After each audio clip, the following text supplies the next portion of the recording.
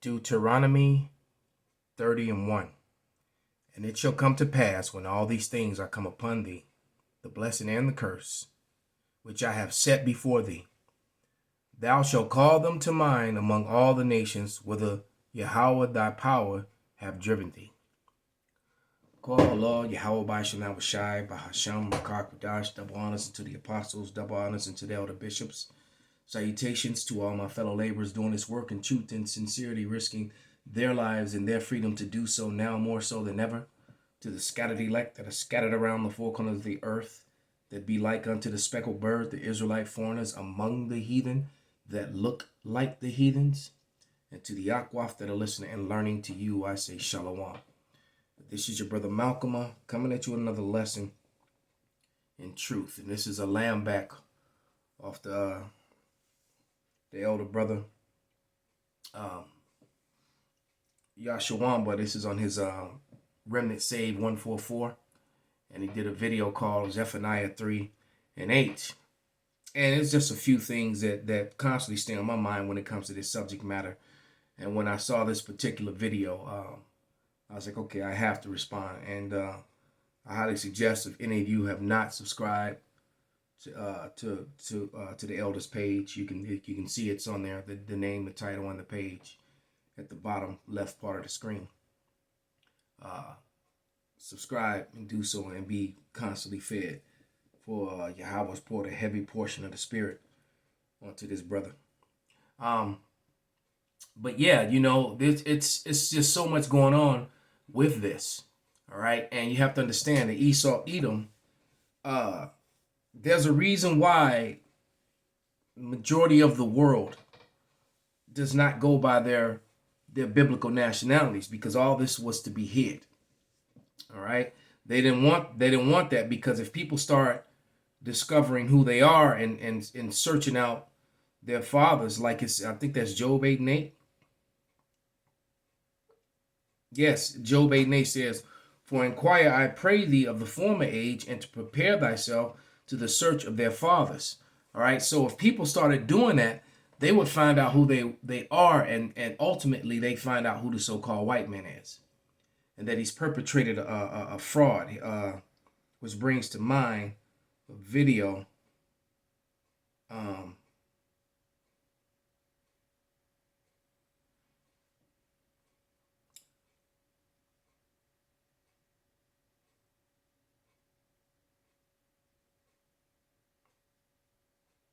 which here it is. It was a video on YouTube called The 13th Tribe.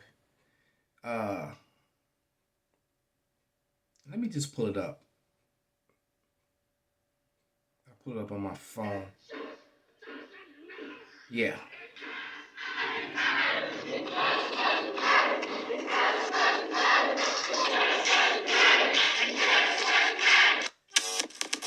I know some of you guys who are watching the content from this channel for the first time are probably asking, why am I playing the "It Just Doesn't Matter" clip from the movie Meatballs? The answer is simple. Those from outside of my community, primarily Caucasians, tend to default to this Edomites. expression when they are proven wrong about topics such as the skin complexion of the Messiah. Now the name of this video is called "Turkish Woman Tells the Truth About Israel," and this is on the We Woke Now channel, which is a catchphrase, and I never really pay attention to this because this channel in particular, but my nephew, who's a believer in Yahweh Bashim Shai, sent me this video, and I saw it. I had to respond, so it's kind of response to this as well. Because we'll just let the Turkish woman speak. At the end of this video, you will see the "It Just Doesn't Matter" clip due to the book review on the book The 13th Tribe by Arthur Kessler, given by a Turkish woman, Atik. Let's hear what she has to say. Assalamu alaikum.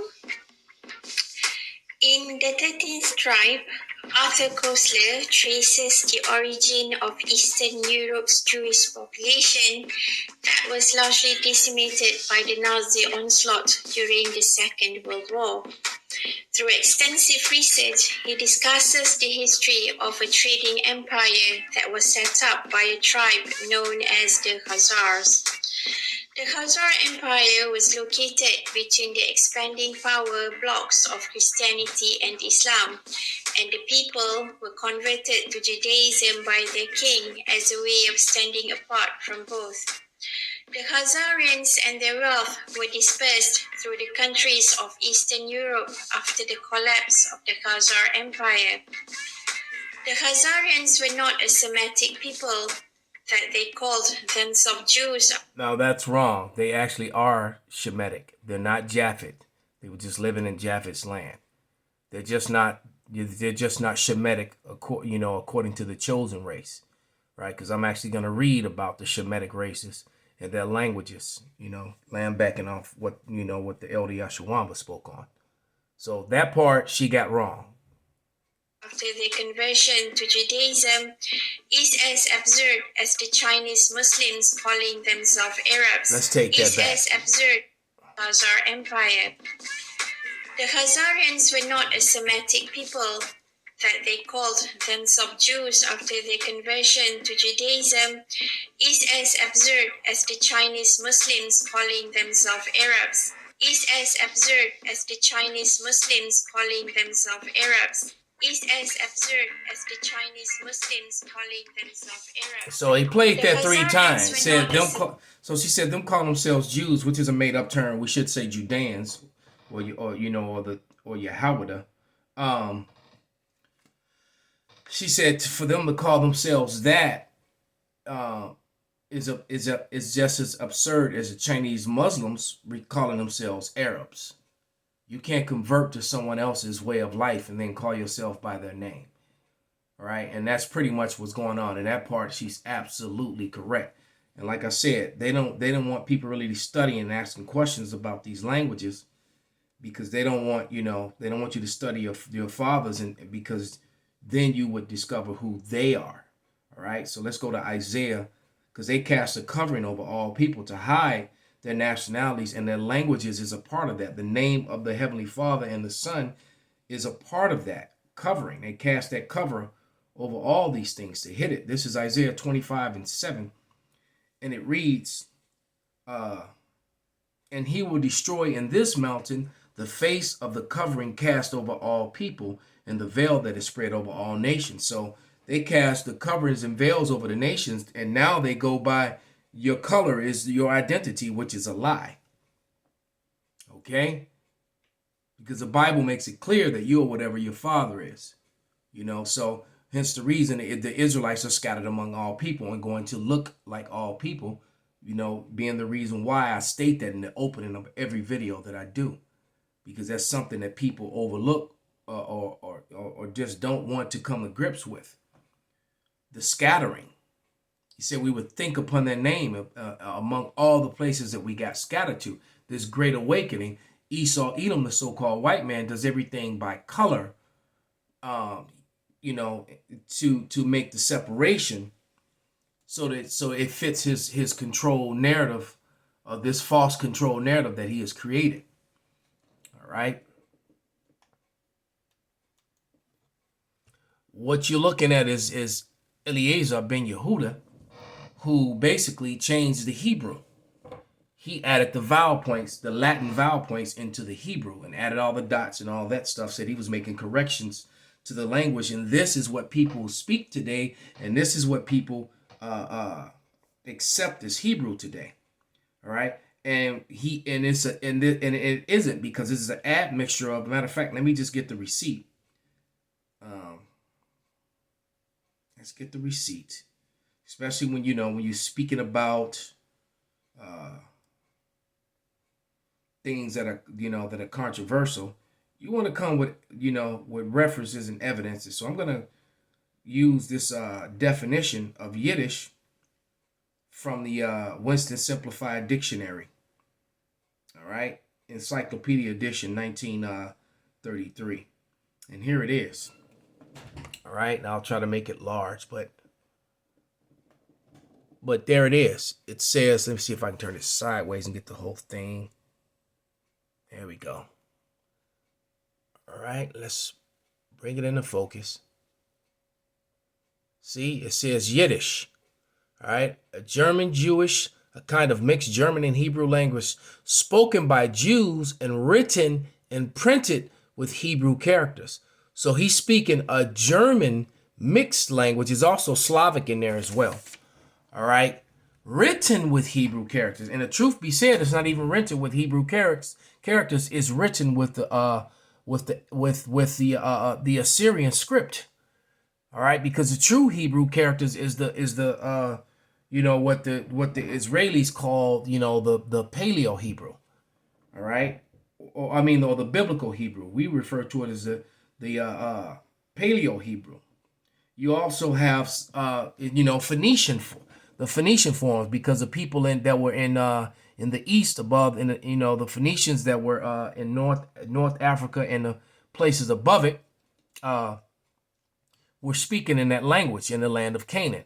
And Ham, the Hamites, the so-called Africans, were dwelling in the land of, matter of fact, let's pull up a map of the area. All right. This is a map of Asia.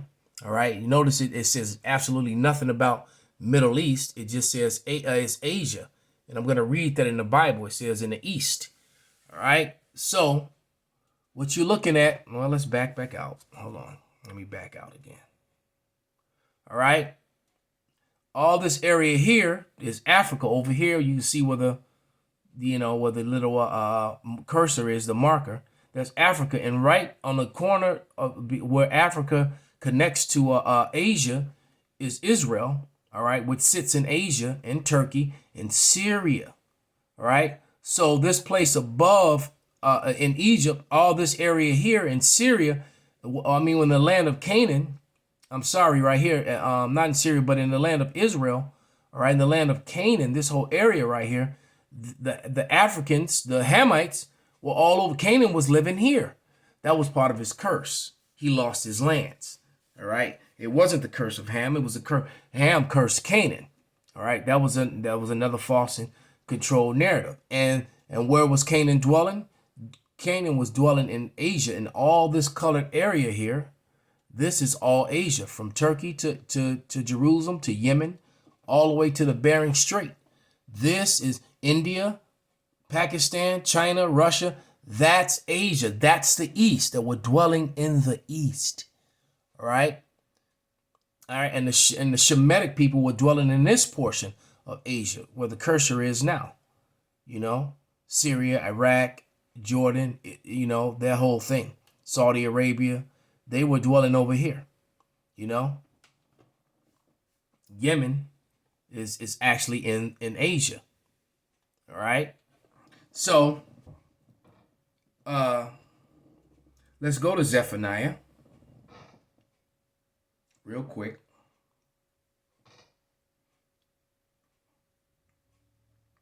Three and 9. And it reads, "For I will turn to the people a pure language, that they may call upon my name, to call upon the name of Yahweh, to serve him with one consent." When does that happen? In the end of days. After the scattering. It said after the blessing and the curse. All right? After the curses. Now the blessings are going to come. And before those blessings come, all right, when the curses are ending, the name has to be brought back. All right? Okay, so it's all about, and then and like the elder said in this video, let's play a little bit of it. They were talking about the Aramaic, and I've often had this argument with people about the Aramaic. The language of heaven is Hebrew. All right. Matter of fact, let me grab that real quick, then I'll play some of the elder's video. Man, let me grab Acts 26. The language of heaven is Hebrew. So why would the Hebrew God of the Bible and the Hebrew people, the Israelites are the particular Hebrew people, because there were other Hebrews as well. Everybody that came out of Abraham, they were all Hebrew, and other nations came out of there. But the one nation which came through Isaac and Jacob, that was the chosen line. All right. The other nations spoke other languages. They spoke broken other forms of Hebrew. Aramaic is not the language of heaven. Hebrew is.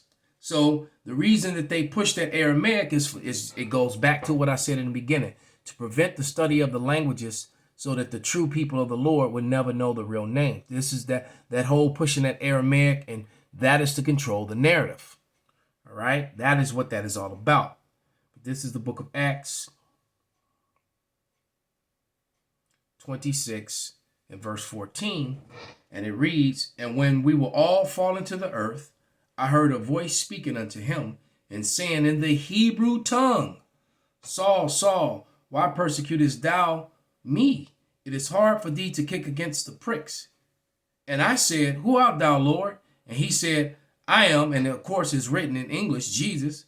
But he just told you he said it in the Hebrew tongue. All right? Whom thou persecutest. And we know that it's not the form of Hebrew that this guy pushed. He didn't say Yeshua. There's no E's or U's in Hebrew. That those sounds, though, that's what this guy added to it. So he said Yahweh. All right? He said Yahweh Shai. Okay? Because like the elder said, the Hebrew survived, it survived the flood, it survived the fall of the Tower of Babel, and it was preserved, and then it got lost when we got separated from our heritage, all right? But now it's back in the earth. The Lord is going to have the great awakening of the scattered Israelites all around the earth. At the end day prophecy is coming to pass, but he's going to leave his name out. That makes absolutely no sense. Who are you going to call Interpreter upon? of the cognition of things, how you interpret what you think in your mind, how you say it in speech that was given unto man, amongst other operations. Okay? He gave you speech. See? He gave language.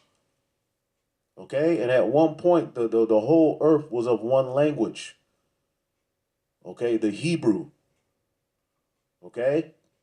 Not So Aramaic. let's go back here to Zephaniah 3 and 9. For then will I turn to the people a pure language. And what you're looking at on the screen, all those dots, and when you look, even in the Aramaic, that wasn't there.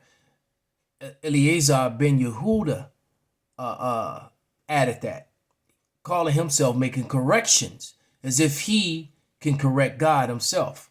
That's what you're dealing with these people, and that is also to control the narrative, so they can control the sounds and even change the meaning of some words to hide truths or promote lies. That they may call on the name of Yahweh. Now, this word language, okay, is shapah, okay? Lip, language, speech, shore, bank, brims, side, edge, okay? Language, lip as a body part. Now, we know that the Holy Scriptures are parabolic, symbolic. When you go to the understanding of speech, all right, it goes into a doctrine, a way of life. All right, let's see if we can find one here. I know we'll find one in Proverbs. Let's see here.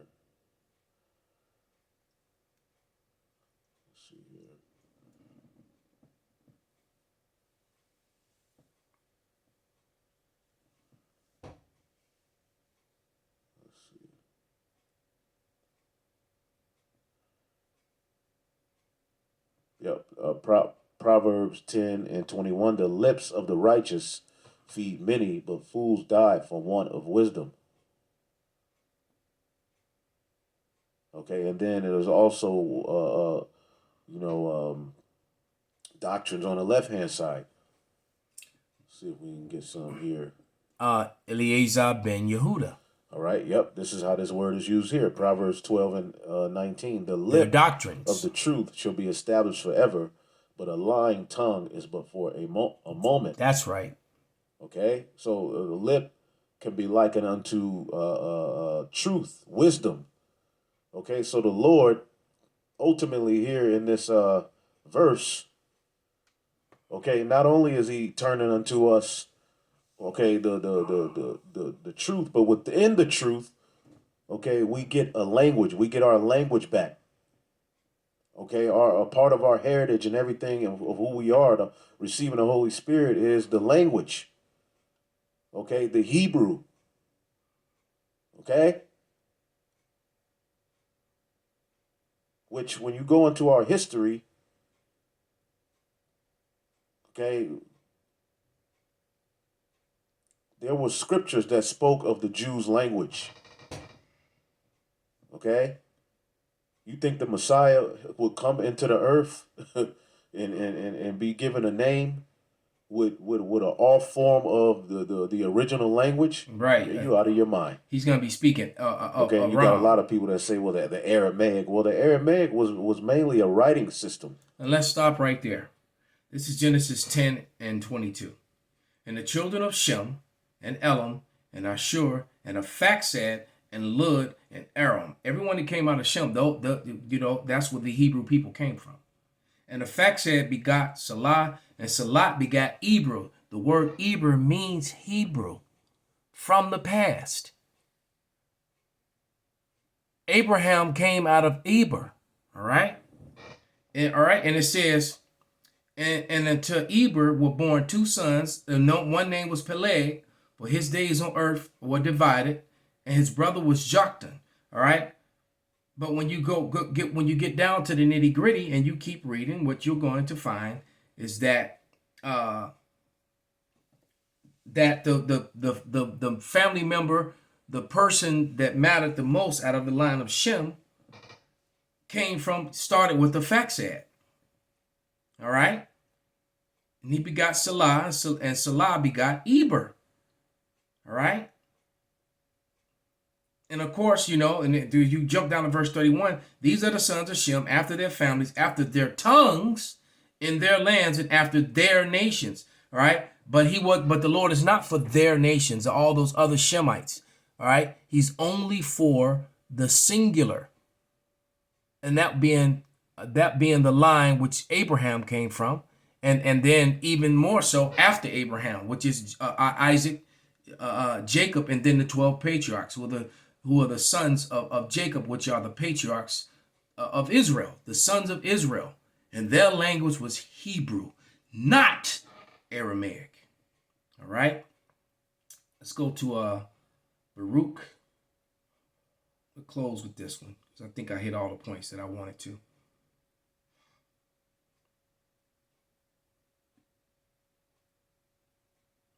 Two and 30. All right. And I'm going to read down to 34. And it reads, for I knew, Baruch 2 and 30, for I knew that they would not hear me, because it is a stiff-necked people. Our people are hard-headed. But in the land of their captivities, where we got scattered to everywhere, some of us looking like those heathens, living among the Chinese, living among the Japanese, living among the white people, living among the Hawaiians, living among everybody. All right. But in the land of their captivities, they shall remember themselves, and they shall know that I am the Lord, their power, for I will give them a heart and ears to hear. There's a group of Israelites called in the Philippines, call themselves the Filipino Israelites. And knowing and understanding that they're Israelite foreigners, that they're scattered. And they're calling on the name of Yahweh. Why Yahweh Shai? They're not calling Yahweh. They're not calling Yeshua. They did their own studies. All right. And they actually took the time to understand and learn that the true name is Yahweh Shai. And heathens aren't going to call on that name. They're going to deny it. All right. And it says, and they shall praise me in the lands of their captivity and think upon my name. All right. And that's what it is. Matter of fact, jumping to 34. And I will bring them again into the land which I promised an oath unto their fathers, Abraham, Isaac, and Jacob. Not Aram, not Elam, All right, their languages don't matter, and they speak broken or different forms of Hebrew. All right, but the form of Hebrew that is acknowledged, the language of heaven, is the same language that the Israelites and their forefathers spoke here on earth. All right. So with that, I'm gonna give all praises, honor, and glory unto Yahweh, Bahasham, Yahweh Shai, Bahasham, Rakakwadash, Wa Abba Kwam Yasserala, Shalom.